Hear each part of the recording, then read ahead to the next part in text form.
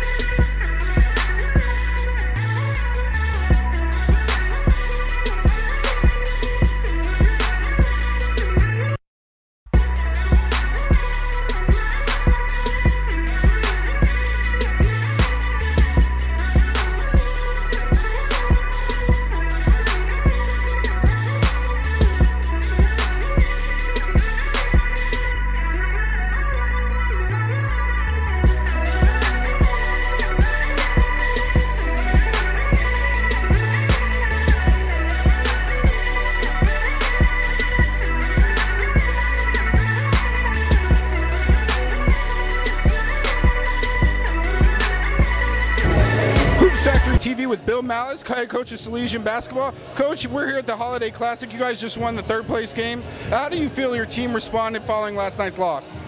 I think they responded really well. I think it's one thing to lose a game, and then it's another thing to come back and lose two in a row. And I thought that we battled back from adversity from last night, and we responded, really well. Your team has some high-profile talent, including Jabari Bird. How do you feel it is dealing with having, obviously better talent and having to deal with maybe egos and things of that nature versus maybe a team that has less talent?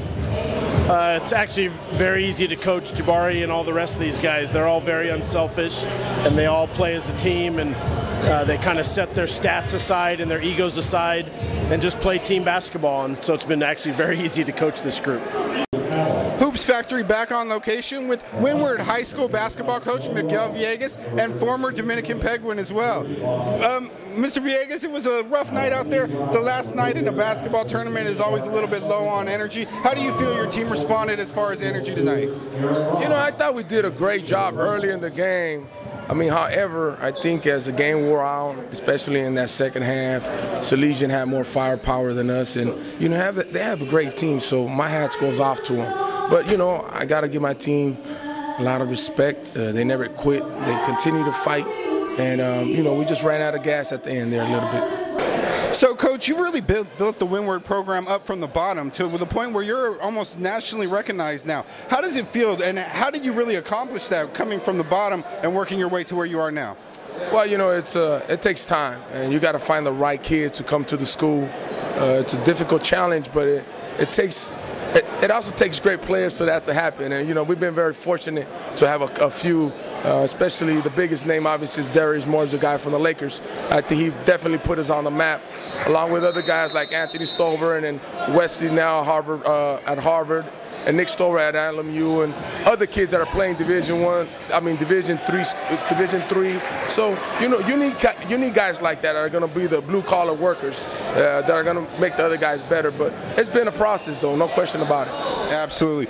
John Calipari said that his proudest moment was getting 5 players drafted into the NBA over winning a national championship.